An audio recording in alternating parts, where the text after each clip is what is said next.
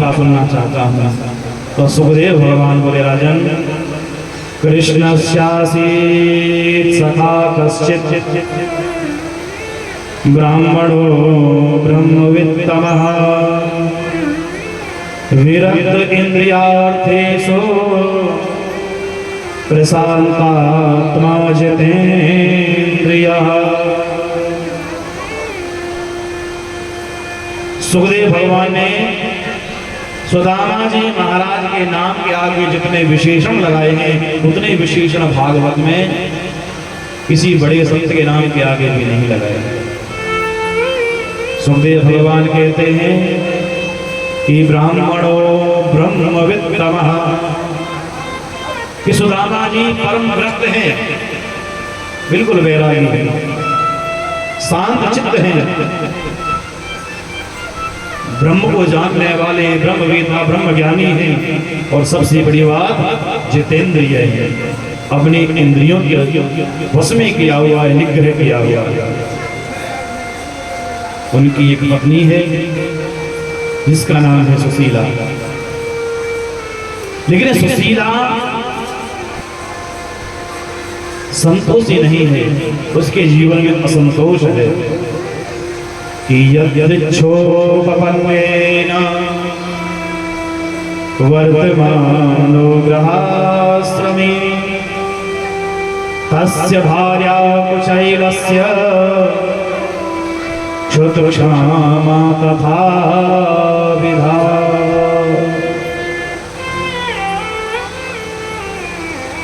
सुदामा जी के नाम के आगे तो सुखदेव भगवान ने इतने विशेषण लगाए, पर सुशीला के नाम के आगे एक भी विशेषण नहीं लगाया। क्यों? क्योंकि जीवन में सबसे बड़ा धन होता है संतोष का धन। जब तक जीवन में संतोष नहीं है तब तक जीवन में सारे सुख फीके लगेंगे। इसलिए संत कहते हैं कि जब आवे संतोष धन सब धन धूरी समान। जीवन में जब संतोष का धन आता है ना तो उसके सामने सारे धन फीके पड़ जाते हैं, और जो असंतुष्ट है वही गरीब है। जबकि होता क्या है, पति जी के पास में जो उपाधि होगी ना वो पत्नी को घर बैठे मिल जाता है। पति जी यदि डॉक्टर होंगे तो भले पत्नी को सुई लगानी ना आती होगी, लेकिन फिर भी डॉक्टर नहीं, पूर्वगाम डॉक्टर ने कहेगा, और डॉक्टर ने कहा जा रही है, डॉक्टर ने कहाँ से आई है। पति देव बॉर्डर पर फौज में लड़ाई लड़ेंगे और पत्नी ज्वार का बोझ ढोते ढोते फौजन बन जाते। पूर्वगाम फौजन के पतिदेव मास्टर हो जाएंगे ना, पत्नी भले अंगूठा टेक हो पर पूर्वगाम मास्टर नहीं कहेगा, मास्टर नहीं कहा जा रही है। लेकिन सुशीला के नाम के साथ में एक भी विशेषण नहीं लगाया है सुखदेव भगवान ने। जीवन में भोजन का भी अभाव है, भोजन की भी कमी है, लेकिन फिर भी श्री सुदामा जी महाराज परम संतुष्ट हैं, निरंतर भगवान का भजन करते हैं। और मैंने अभी भी आपसे कहा था ना कथा के प्रारंभ में कि जीवन में सबसे बड़ा अभिशाप होती है निर्धनता, गरीबी। सुदामा जी महाराज का नियम है कि केवल 5 घरों से भिक्षा मांगते हैं, यदि मिल जाए तो ठीक, अन्यथा जल पी करके श्री कृष्ण रखते हुए भगवान का भजन करते हैं। तो एक कथा आपको सुना देता हूँ। हमारे गुरु जी बताया करते थे कि जब भगवान श्री कृष्ण सांदीपनि गुरु के आश्रम में पढ़ते थे तो उनके साथ में सुदामा जी भी पढ़ते थे। वहीं सांदीपनि मुनि के आश्रम के पास में एक बुढ़िया मैया की कुटिया थी। वो बुढ़िया मैया बड़ी गरीब थी। एक दिन क्या हुआ कि उस बुढ़िया मैया को कहीं से थोड़े से चने मिल गए। उस बुढ़िया मैया ने वो चने एक फटे हुए कपड़े में बांध लिए और विचार किया कि सुबह ठाकुर जी को भोग लगा के चने का प्रसाद पालूंगी, आज शाम को जल पी करके सो जाते हैं। वो बुढ़िया मैया चनों को रख करके रात्रि में सो गई। रात को उसके घर में चोर आए और चोर अंधेरे में जैसे ढिढोरा मार रहे थे तभी उन्हें वो चनों की पोटली हाथ लग गई। अंधेरा था, चने आपस में जब टकराए तो आवाज हुई। चोरों ने सोचा कि शायद कुछ सोना चांदी होगा, इसलिए उन चनों को चुरा करके ले गए। और सवेरे सवेरे जब पीली फटने लगी, उन्होंने जब चोरों ने पोटली को खोला उसमें चने निकले। तो चोरों ने सोचा भैया हम तो सोना चांदी चुरा करके लाए थे, पर चने का हम करेंगे क्या। उन्होंने फिर से पोटली बांधी, उसका एक कोना पकड़ा, जोर से घुमा करके ऊपर उछाल दिया और वही पोटली सांदीपनि मुनि के आश्रम में जाकर के गिरी। उधर वो बुढ़िया मैया जब सवेरे सवेरे जागी, स्नान आदि से निवृत्त हुई और जब भोग लगाने के लिए चने ढूंढे तो चने नहीं मिले। उस बुढ़िया मैया को बड़ा क्रोध आया और आज बुढ़िया मैया ने चनों को श्राप दे दिया कि जाओ मैं श्राप देती हूँ कि जो भी मेरे उन चनों को खाएगा वो गरीब हो जाएगा, निर्धन हो जाएगा। और वही चले जब सांदीपनि मुनि के आश्रम में सवेरे गुरु माता ने देखे तो गुरु माता ने विचार किया कि जब हमारे विद्यार्थी लकड़ियां बीन ले जाएंगे, गौचारण करने जाएंगे, तब उन्हें नाश्ता के लिए बाल भोग के लिए मैं चना दे दूंगी।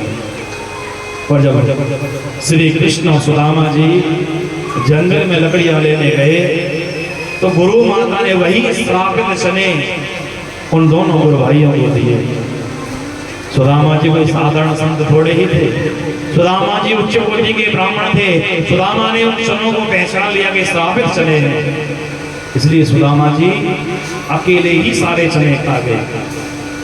सुदामा जी ने कहा कि भले ही मैं निर्धन हो जाऊं पर मेरा मित्र कभी निर्धन नहीं होना चाहिए, मेरे मित्र को गरीबी नहीं होनी चाहिए। और सुदामा जी महाराज ने अकेले ही वो श्रापित चने खाए।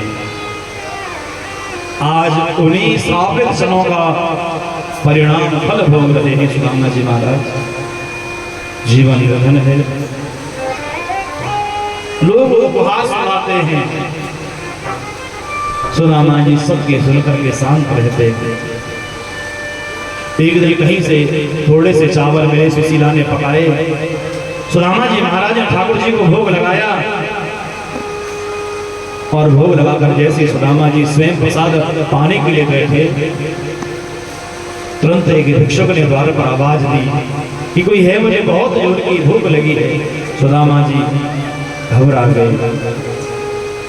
सुशीला से बोले, सुशीला कि भूख इतनी बुरी वस्तु है, इतनी बुरी चीज है, वो आचार विचार कर भुला देती है। अरे मैं तो ये भी भूल गया कि कृष्ण का नियम है कि अतिथि के लिए निकाल के रखना चाहिए, तब भोजन करना चाहिए, पर मैंने तो अतिथि के लिए निकाला ही नहीं, स्वयं भोजन करने बैठ गए। सुदामा जी ने पत्थर से ही चावल उठाए और श्री कृष्ण करते हुए उन चावलों को लेकर अतिथि के पास में, भिक्षुक के पास में पहुंचे। निवेदन किया, महाराज क्षमा करना, मुझसे भूल हो गई, आप प्रसाद था। सुदामा जी आकर अपना आसन पर बैठे, फिर से भोजन पाने में तैयार हुए तो द्वार पर एक गाय रंभाने लगी। सुदामा जी समझ गए मुझसे आज दूसरा अपराध हुआ है। गृहस्थ का नियम है कि ग्रास देने के बाद में भोजन करे, पहले गाय को रोटी दे में, उसके पश्चात स्वयं भोजन करे। सुदामा जी दौड़े दौड़े गए, पत्तल पर जितने भी चावल थे वो सारे के सारे चावल आज सुदामा जी महाराज ने गौ माता को दे दिए। केवल जल बचा है, उसी जल को पिया और श्री कृष्ण लड़ते भोजन करने लगे। लेकिन आज सुशीला से सुदामा जी की यह दशा देखी नहीं गई। दौड़ी दौड़ी आई, कहने लगी, महाराज इतने भी विरक्त मत बनिए, आपसे निवेदन करती हूँ, मेरी कोई भी तो बात मानो। मैं बार बार आपसे निवेदन करती हूँ, मैंने सुना है कि आपके जो मित्र हैं इस समय द्वारकाधीश हैं, द्वारका के राजा हैं। क्या आपको उनकी याद नहीं आती है? क्या आपका उनसे मिलने का मन नहीं होता है? आप भी एक बार जाओ ना और द्वारका जाकर उनसे विनय करना। वो आपकी दशा देखेंगे तो कुछ ना कुछ आपको भेंट स्वरूप देंगे। सुदामा जी बोले, सुशीला यदि मांगने की दृष्टि से भेजोगे तो कभी नहीं जाऊंगा, क्योंकि मांगना मरने के समान है। और मांगने के लिए वही जाता है जो अपना आत्म सम्मान सब कुछ दांव पर रख करके जाता है। रहीम जी कहते हैं कि रही मन वे नर मर चुके, जो कहूँ मांग जा, और उनसे पहले वो जिन मुख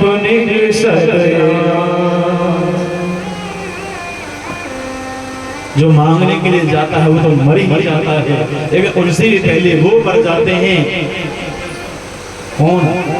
देने वाले, कि जिनके मुंह से निकलता हमारे यहाँ ना भैया आगे तो ले लीजिए ना, या दुकान बारे पर ले लीजिए, भूख लूटे पब्लिक है, हाँ यहाँ पे चले, हाँ कहते आगे तो लीजिए भैया। और आजकल ऐसे प्रथा चल गई है, मांगने वाले जब भी आते हैं ना, आजकल अनाज कोई नहीं मांगता, पैसे मांगेंगे, कपड़े मांगेंगे। और हमारे अड़ोसी पड़ोसी हमारे घर को पता होता है, भैया ये ब्यास है या तो बहुत लगता, हमें यहाँ ले लीजिए।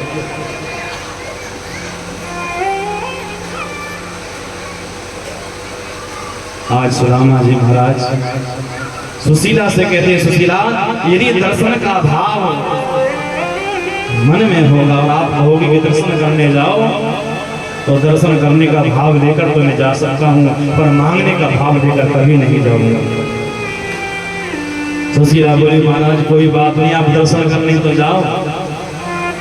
बोले सुशीला चला तो जाऊं,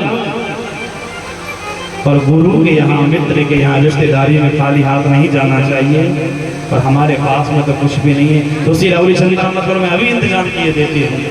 सुशीला दौड़ी दौड़ी गई और 4 घरों से 4 मुट्ठी तंडुल लेकर के आई। 4 मुट्ठी तंडुल लाई, एक फटे हुए वस्त्र में पोटली बना करके बांधिए, सुदामा जी को दे दिया। तो ये लो महाराज। सुदामा जी बोले, अच्छा तो भेज करके ही मानोगी, जाना ही पड़ेगा। सुदामा जी ने माला उठाई, सोटी उठाई और आंख में बगल में वो तंडुल की पोटली दबा दी। जैसे ही सुदामा जी जाने लगे, सुशीला बोली, महाराज एक मेरा निवेदन है, मैं जानता हूँ आप बड़ी संकोची हैं, आप कुछ नहीं बोलोगे, और यदि द्वारकाधीश मेरे विषय में पूछें तो मेरा उनसे एक निवेदन करना, उन्हें मेरा एक संदेश देना। उनसे कहना कि 1 माह 2 पक्ष में 2 एकादशी हो, पर मेरे घर गोपाल जी रोज एकादशी हो। वैसे तो 1 महीने में 2 एकादशी आती हैं, पर मेरे घर में तो इतनी गरीबी है कि रोज उपवास करना पड़ता है, रोज ही एकादशी मनाई जाती है। बस इतना हमसे कह देंगे। आज सुदामा जी महाराज सोटी हाथ में लिए, एक हाथ में माला, और सुशीला से कहते, सुशीला तुम बच्चों का ध्यान रखना, मैं जल्दी लौटूंगा। श्री कृष्ण करते हुए आज सुदामा जी महाराज घर से निकले हैं। जर्जर पांव हैं, पथरीली जमीन है, नंगे चरण हैं, कभी चरण में कांटा लगता है, बेवाई फटी हुई है। तो सुदामा जी महाराज तड़प उठते हैं और भगवान से प्रार्थना कर रहे हैं। सुदामा जी महाराज, मेरे जर्जर हैं पाँव,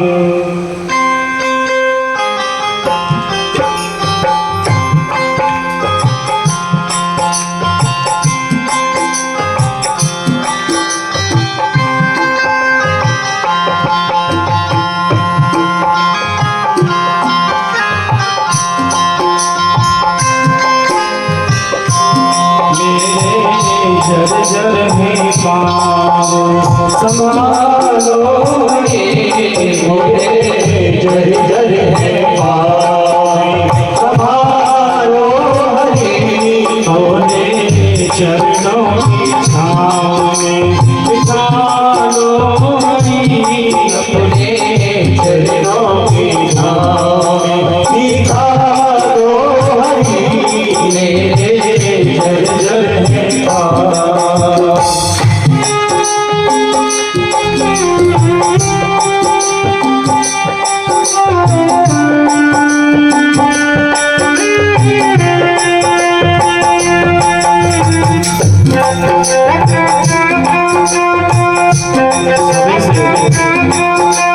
प्रेम से महाराज की सेवा करते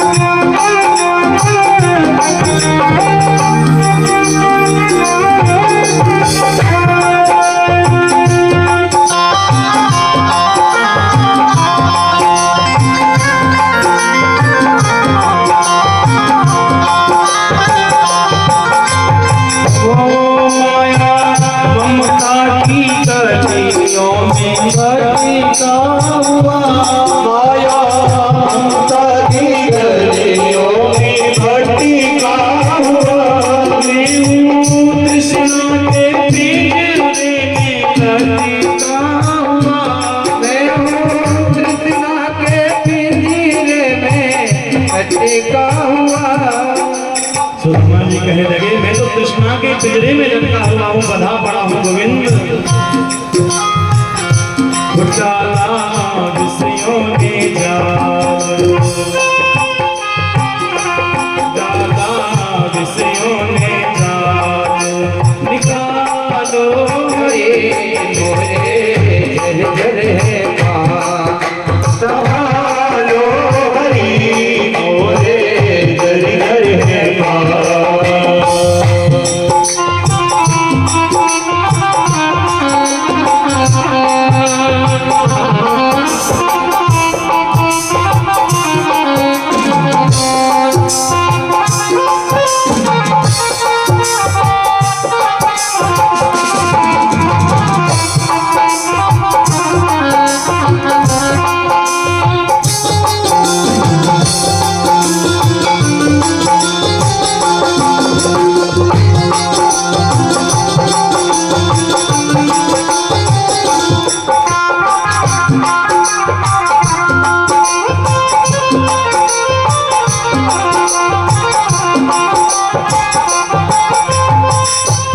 सुदामा जी कहने लगे गोविंद मेरे शरीर होती जो नौका है उसके शत्रु उसकी तलवार कमजोर हो गई है, इसलिए आप थोड़ा सा सहारा दीजिए।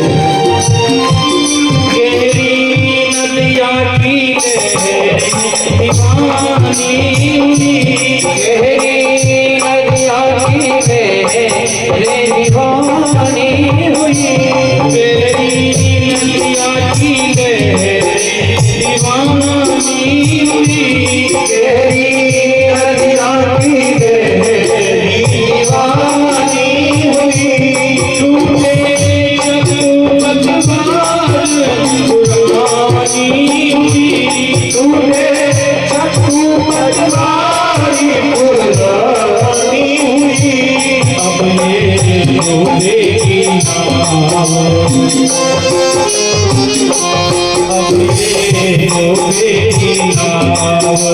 बचा लो हरि मेरे जर जर है पाँव संभालो हरि मेरे जर जर है पाँव।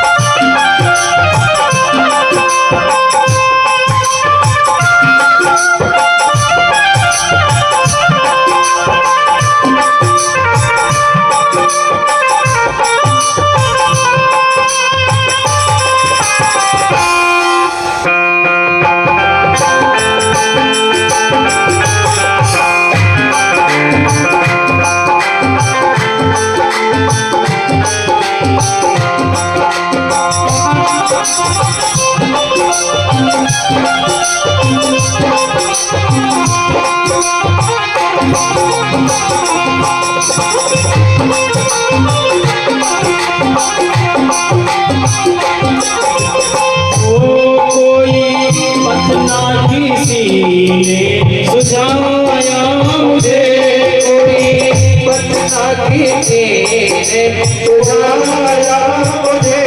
कोई बतना किसी ने सुझाया मुझे कोई बतना किसी ने सुझाया मुझे देखो कहाँ से कहाँ ले आया मुझे देखो कहाँ से कहाँ ले आया मुझे क्यों ले आया तुमसे मिलने का चाव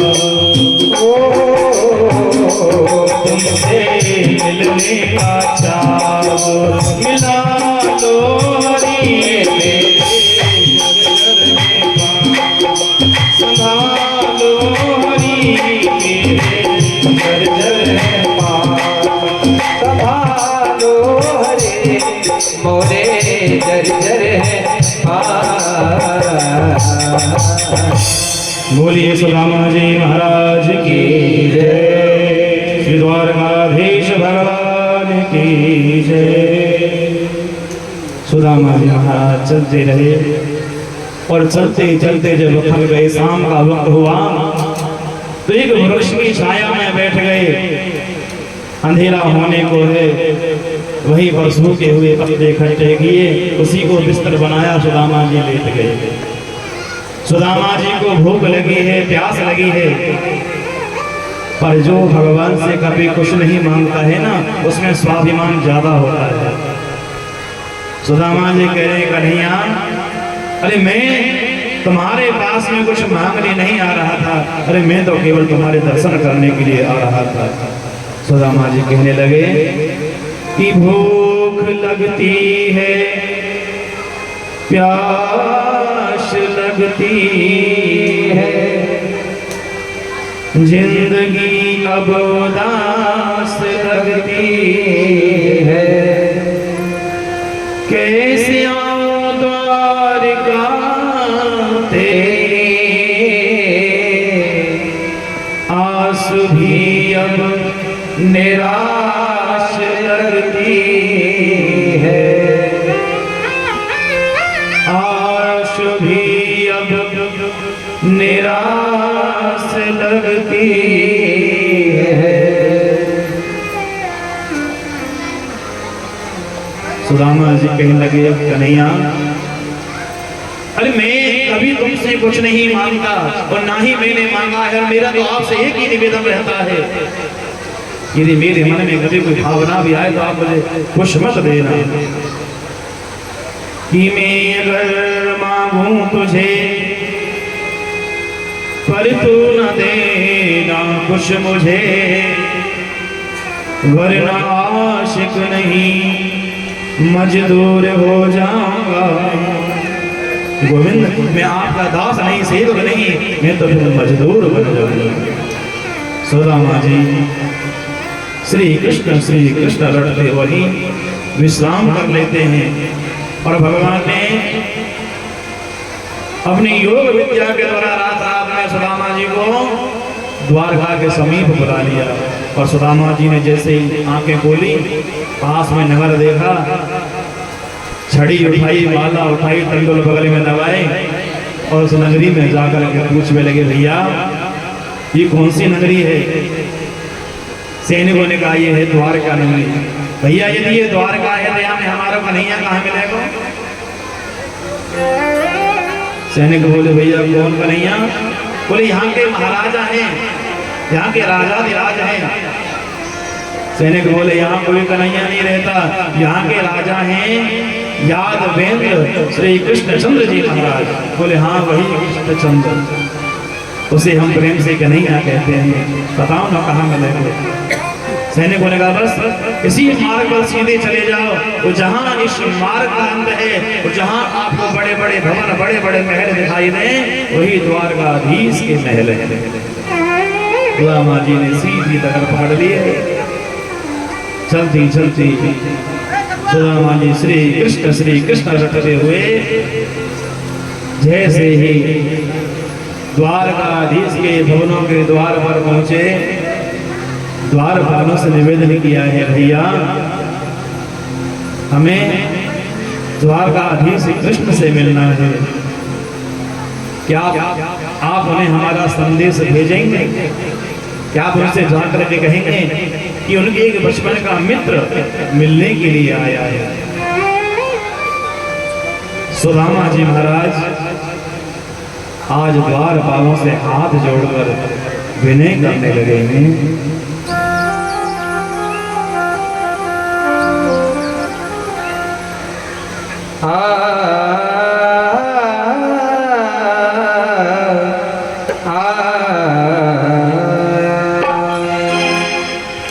देखो देखो ये गरीबी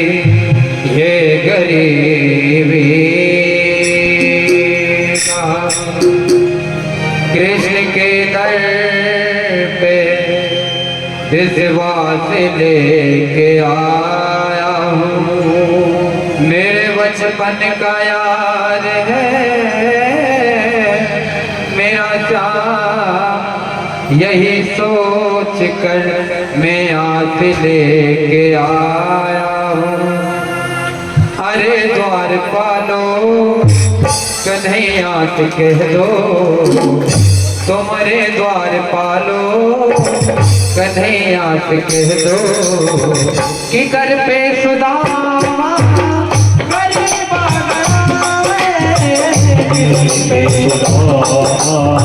गरीबा गला भटकते न जाने कहाँ है, भटकते न जाने कहाँ है, तुम्हारे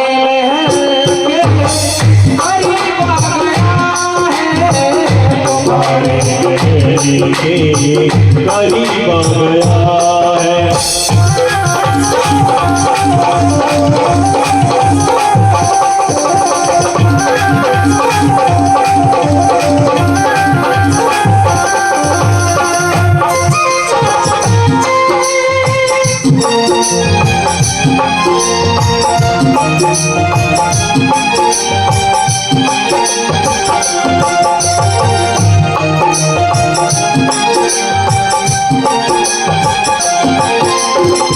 नजर पे पकड़ी नजर पे नामा, बता दो कन्हैया को नाम है सुदामा है, बता दो कन्हैया को नाम है सुदामा है, बता दो कन्हैया को नाम है सुदामा।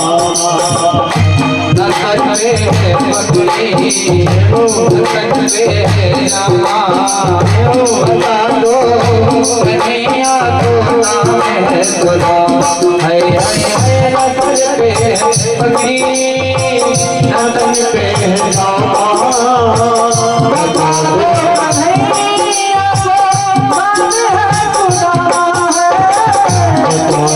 कन्हैया को नाम है सुदामा। एक बार मोहन से जा कर के कह दो, तुम एक बार मोहन से जा कर के कह दो कि मेरे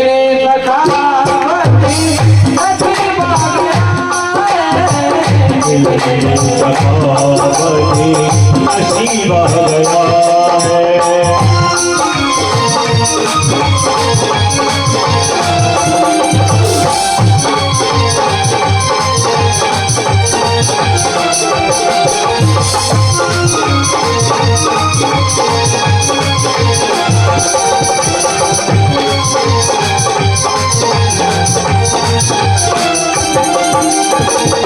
सुनते ही डोले चले आए मोहन, लगाया गले सुदामा को मोहन है, लगाया गले सुदामा को मोहन हरे लगाया गले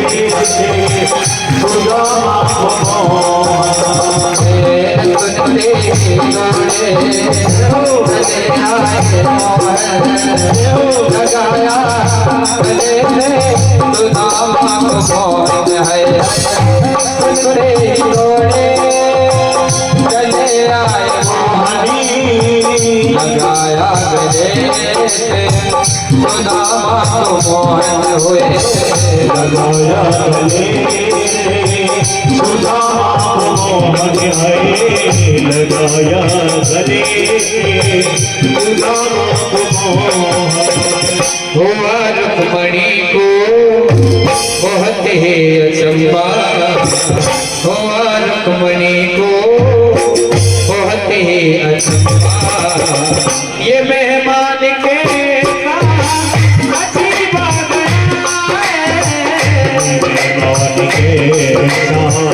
अजीबा गया है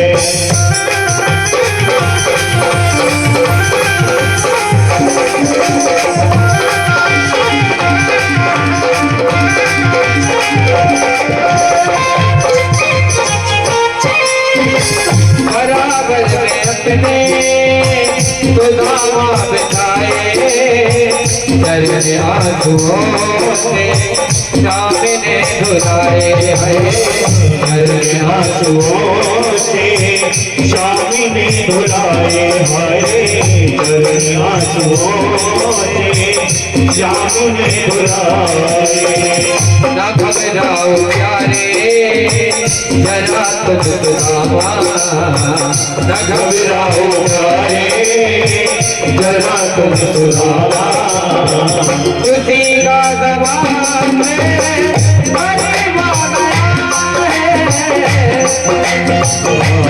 तेरे करीब आ गया है अरे बार पालो कन्हैया कह लो किधर से खुदा गरीब आ गया है किधर से खुदा गरीब आ गया है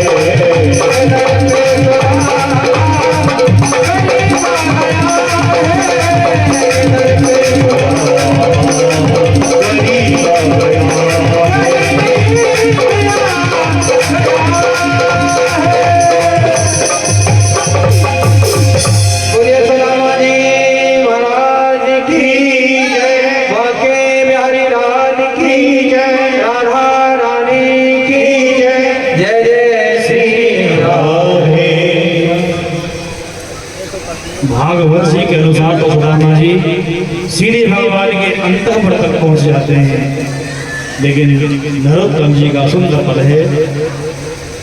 द्वारपालों से निवेदन करते हैं सुदामा जी महाराज कि द्वारपालों द्वारकाधीश से कहना कि उनका साड़ू आया है, साड़ू भाई। आजकल साड़ू का नाम तो ज्यादा चलता है ना, इसलिए भगवान से ये कह लगाते हैं सुदामा जी कि उनसे जाकर के कहना कि तुम्हारा साड़ू भाई आया है।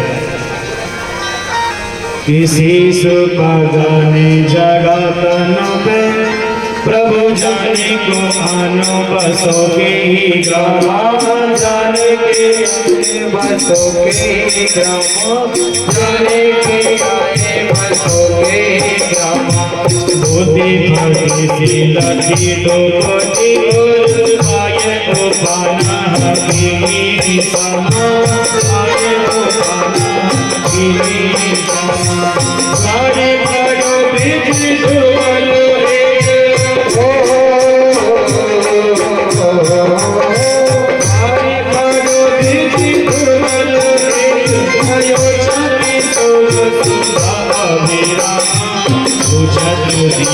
दयाल को नाम बतावती अपनो नामी सुदामा बतावती अपनो नामी सुदामा। और जैसे ही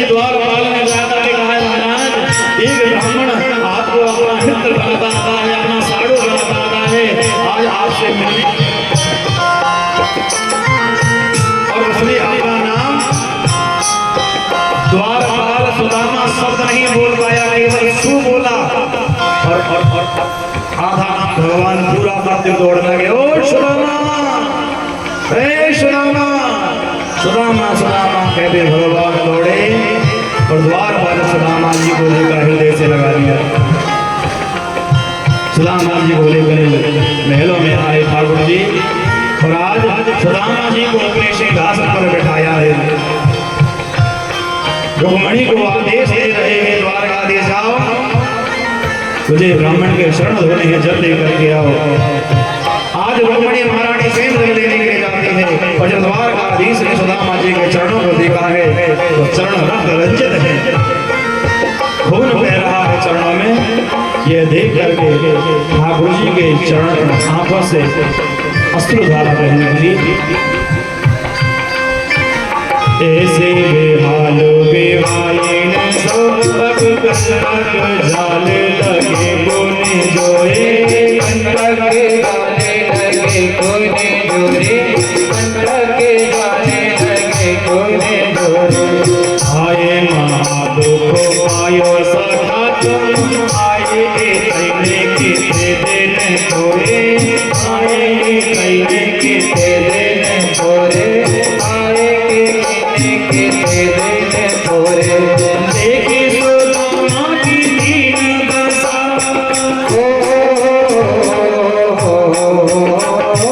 देखी सुदामा की दीन दशा, करुणा करके करुणा रे दे रोए।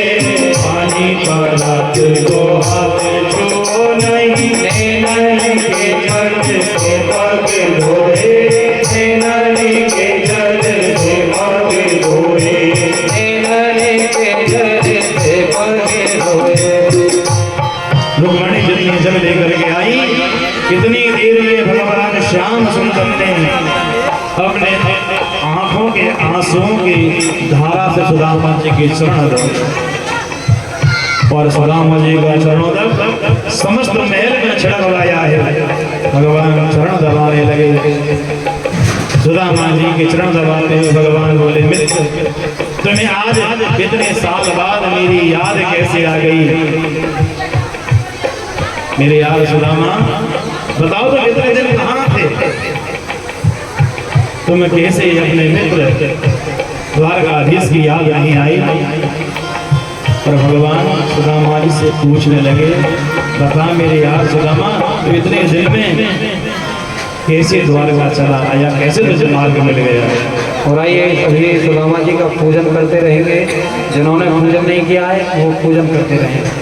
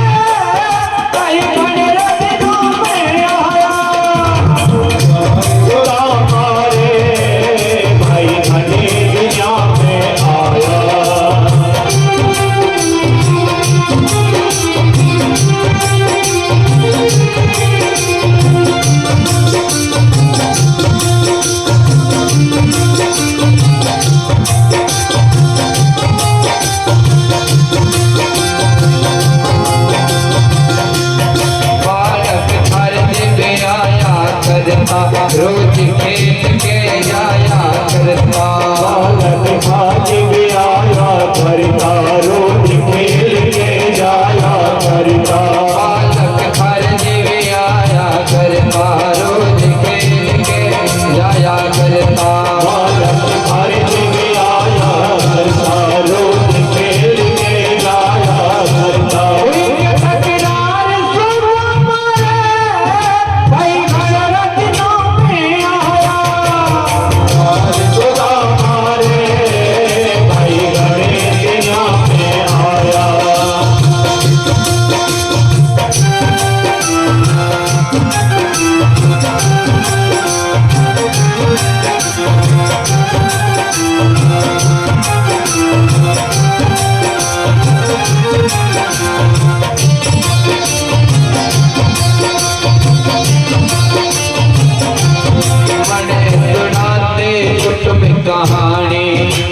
पर पड़ गई ठोकर खानी। सुना दे उत्तम कहानी जो पर पड़ गई ठोकर खानी। मैंने सुना दे उत्तम कहानी जो पर पड़ गई ठोकर खानी। सुना दे उत्तम कहानी जो पर पड़ गई ठोकर खानी।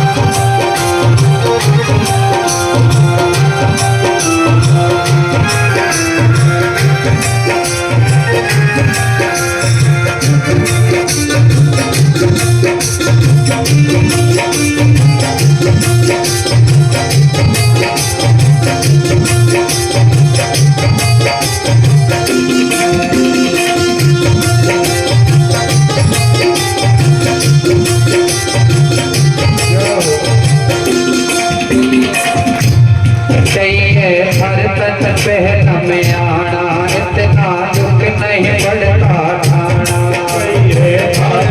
पहल में आना इतना दुख नहीं पड़ता ठाना।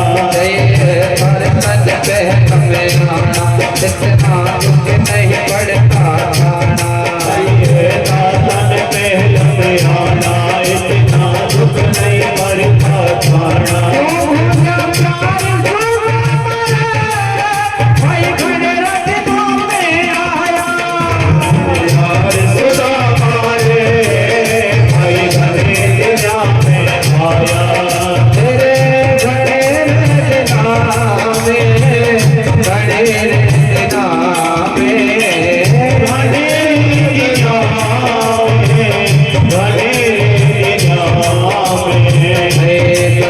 मेरे यार